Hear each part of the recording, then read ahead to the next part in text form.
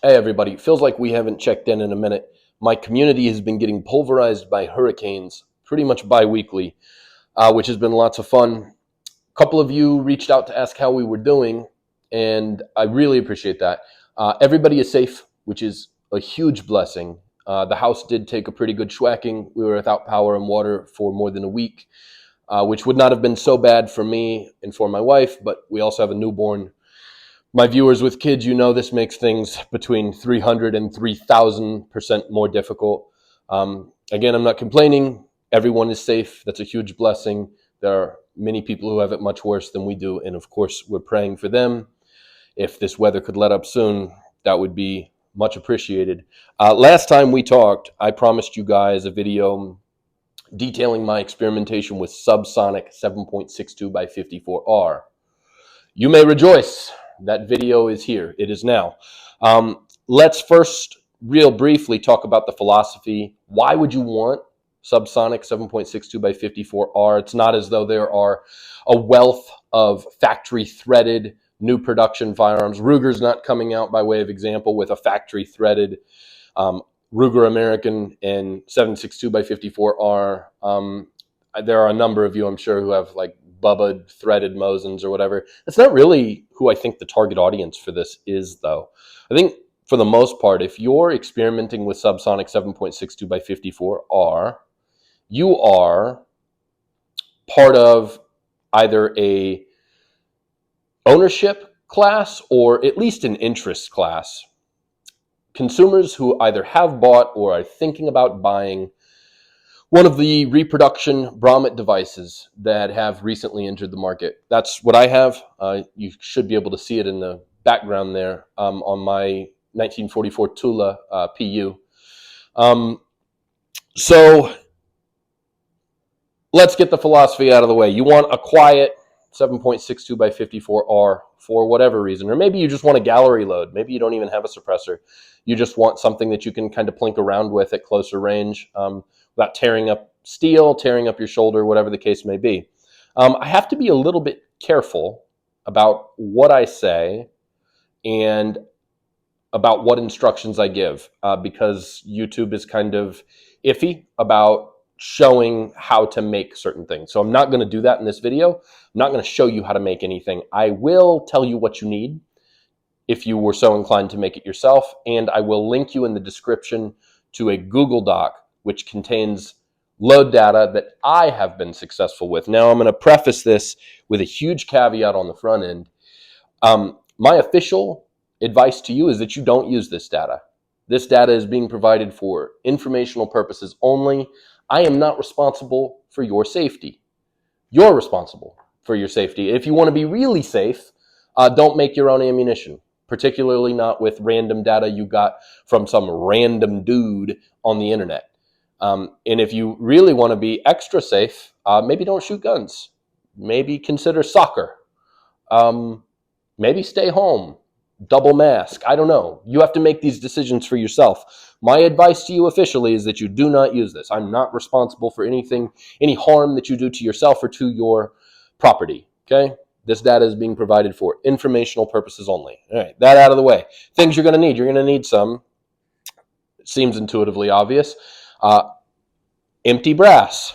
Now, you're not going to be able to get this by firing off your cheap brass case surplus. That stuff is Berdan primed and largely non-reloadable, at least not easily. It's not something I would want to dive into myself. I use PPU brass myself. I've found that the primer pockets tend to be a little deep.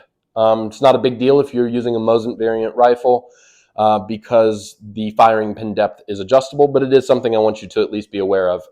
I may roll in some stills or some footage of my loaded up subsonic rounds, and you may say, oh, gee, those primers look a little deep, and they do. It's a feature, not a flaw, of the PPU brass. The brass is, I think, sitting at about 50 cents a case if you order from Grafs. Grafs is my preferred source. They don't sponsor me. They don't give me anything except the products I order. I don't give them anything, but I've been very happy with Grafs, and I think they're trading at about 50 cents a case right now. Whereas you can buy loaded ammunition for about $1. I've decided that it makes more sense for me to buy loaded ammunition, enjoy it, and then simply recycle the brass. So you're going to need some boxer primed reloadable brass. I suggest PPU, and I've had great luck with graphs. You can start out with virgin brass or grab factory ammunition. Either way, you're going to need some casings to load up. The trouble with getting 54R down below the speed of sound, which depending on your elevation, your humidity, is like around 1,100 feet per second, give or take a little bit. The trouble is that the bullets are typically going at about 3 times that speed. It's not unusual to see 54R creeping up towards 3,000 feet per second, especially in the lighter loadings. And if you've ever read anything about reducing rifle loads, you know that there can be a huge danger with having a ton of unused space, a big void in the case, because of the burn rates of most rifle powder. So this presents a problem for us if we want to slow 54R down without creating hazards in the vein of like what they call the SEE, or secondary explosive effect or event, which is, it's rare, but it happens, particularly when guys are reducing down rifle powder, where part of the powder will ignite and then the rest will ignite secondarily while the bullet is in the bore, creates a pressure spike, the gun explodes, people get hurt. My gun is expensive. For a guy with only one face, you got to be really careful. So I started where you should start if you're interested in this sort of thing. Read everything you can. I combed through the forums, of course, and the resource that kept being recommended was the, hopefully you can see it, Lyman Cast Bullet Handbook. This is the 4th edition, and there's a ton of data in here. Now, ultimately, I did not end up using a cast lead bullet, but it's a really good place to start, to begin to adapt load data using known safe recipes. Now, they do have a section for 7.62 by 54R. I found it to be wanting in depth. There are only a few recipes, but 54R is similar in terms of the pressures that it will tolerate and also its case capacity, the bullet weights that are typically involved. It's very similar to 308, to 30-06, to 303 Brit, and there are a lot more loadings using bullets in those cartridges and various powders in those cartridges. So that's a really good place to start. And in fact, the recipe that I'm going to share with you is adapted from a recipe published for the 30-06 in the Lyman Cast Bullet Manual. I would recommend that you get a copy of this. If you reach out to me and you're nice, I will scan a couple pages for you if you only need a couple pages. The book's not expensive though, and if you're going to be messing with this stuff, it's pretty helpful. Like I said, I did not end up using a unjacketed lead bullet, which meant that I was going to have to contend with higher rates of friction than I would be if I was using a cast lead bullet. And so there was some experimentation involved. I started too low, which is where you always want to start. You always want to give yourself a pretty wide margin of air, and slowly worked up until I got the velocity that I was looking for. So in addition to your empty brass, you're going to need some large rifle primers. Now, any large rifle primer might work. Might. The ones that I have chosen to use are the CCI number 34. They're listed or advertised as being for 7.62 millimeter ammunition, large rifle military primers. I think that's kind of a marketing gimmick. It's just a standard large rifle primer, but it is a Magnum primer. That's a little bit counterintuitive because I just told you we're trying to cool this thing down, right? Yes, but because we're using a reduced charge of a powder that is in fact not really intended for rifles at all, it's important that we get total ignition regardless of the powder's position inside of the case. What that means to me is that I want nice, clean flash holes, and I want a bright, hot primer to make sure all that powder gets burnt up. So I use a Magnum primer. Again, officially, I suggest you don't adapt this data or use it at all. But if you're going to pursue this route, I have had success using Magnum primers, and that's not an idea, by the way, that I came up with. It's one that I adapted from the wisdom of others. Take that for what it's worth. Next thing you're going to need is a good, high quality, big, heavy, slow bullet that eats up a lot of case volume. This bullet, hopefully you can see, is a Hornady Sub X 255 grain, 311 diameter. It's actually intended for Subsonic 7.62 by 39, but the bore diameter is appropriate for 54 rimmed. Big, heavy bullet, eats up a lot of case volume. It's a good high-quality bullet. It expands. It's advertised as having an expansion threshold of 800 feet per second. So it will, an expansion threshold of 900 feet per second, which means that your ammunition, using the recipe at the elevation and humidity that I use mine at, your ammunition is still going to be expanding out past 150 or so yards. Whoopsie daisy. I have had good success with this big, heavy 255 grain Hornady Sub X projectile.